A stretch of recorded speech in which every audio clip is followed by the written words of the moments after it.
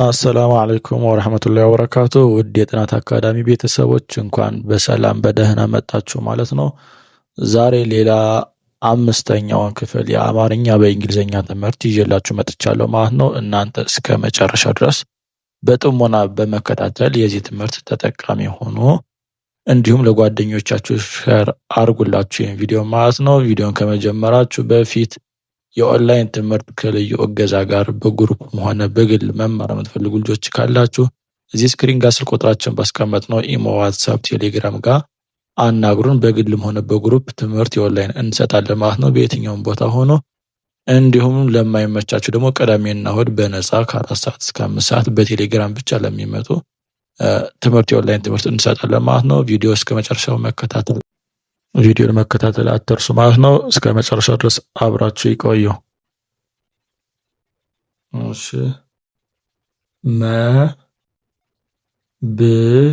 መብል መብል ለሚለው ለሚለው ኤምኢ፣ ብ ለሚለው ቢ፣ ለሚለው ደግሞ ኤል። ስለዚህ መብል ብለን ስንጽፍ ኤምኢ ቢ ኤል ይሆናል ማለት ነው።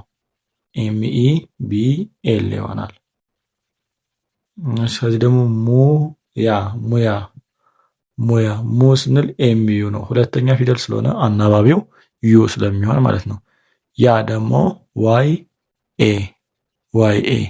ስለዚህ ሙያ ብለን ስንጽፍ ኤምዩ ዋይ ኤ ይሆናል ማለት ነው።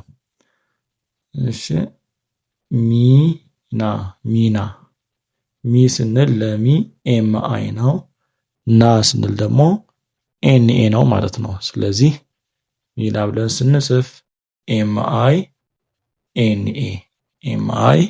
ኤንኤ ይሆናል ማለት ነው። እሺ ምስር ቀስ እየማነብላችሁ አማርኛ መማር የምትፈልጉ በዛው እንዲገባችሁ ነው። ምስራን ስም ፊደልም 6ኛ ፊደል ናቸው። ስለዚህ ከጥጋቸው ምንም አይነት አናባቢ ሊኖር አይገባም ማለት ነው። ስለዚህ ኤም ነው፣ ስ ኤስ ነው፣ ደግሞ አር ነው ማለት ነው። ስለዚህ ምስር ብለን ስንጽፍ ኤም ኤስ አር ማለት ነው።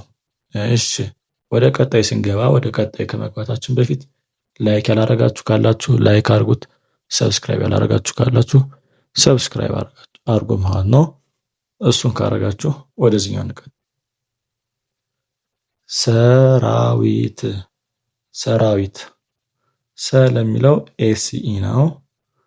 ራ ለሚለው ደግሞ አርኤ፣ ዊ ለሚለው ደግሞ ደብሊው አይ፣ ት ለሚለው ደግሞ ቲ ይሆናል ማለት ነው። ቲ። ስለዚህ ሰራዊት ብለን ስንጽፍ ኤስኢ አርኤ ደብሊው አይ ቲ ይሆናል ማለት ነው። ኤስኢ አርኤ ደብሊው አይ ቲ ሰራዊት በዚህ መልኩ ይጻፋል። እሺ ሱሪ ብለን ስንጽፍ ሱ ለሚለው ኤስዩ ነው። ሱ ለሚለው ኤስዩ፣ ሪ ለሚለው ደግሞ አርአይ ስለዚህ ሱሪ ብለን ስንጽፍ ኤስዩ አርአይ ይሆናል። ኤስዩ አርአይ። እሺ ሳጥን ሳ ለሚለው ኤስኤ ነው። ጥ ለሚለው ቲ ነው። ን ለሚለው ኤን ነው። ስለዚህ ሳጥን ብለን ስንጽፍ ኤስኤ ቲኤን ቲ ለተቱም ትሆናለች ለጠጡም ትሆናለች። እዚህ ጋር ግራ እንዳትጋቡ። ቲ ላይ ለጠጡም ለተቱ ፊደልም ታገለግላለች ማለት ነው። እሺ እዚህ ጋር ስንመጣ ሳሪስ ስንል ሳ ለሚለው ኤስኤ፣ ሪ ለሚለው አርአይ፣ ስ ለሚለው ኤስ። ስለዚህ ሳሪስ ብለን ስንጽፍ ኤስኤ አርአይ ኤስ ይሆናል ማለት ነው። ሳሪስ የሚለው በዚህ መልኩ ይጻፋል ማለት ነው። ውድ የጥናት አካዳሚ ተከታታዮች ኮሜንት ጋር ቀጣይ እንዲሰራላችሁ የምትፈልጉት ነገር ካለ ኮሜንት ጋር ጻፉልኝ ማለት ነው።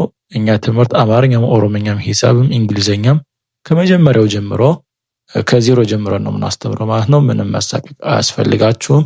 በደንብ የምናስተምራችሁ ይሆናል። እናንተ ብቻ ስልክ ቁጥሩ ጋር ኢሞ፣ ዋትሳፕ፣ ቴሌግራም ደውሉልን ማለት ነው። በቀጣይ ቪዲዮ እስክንገናኝ መልካም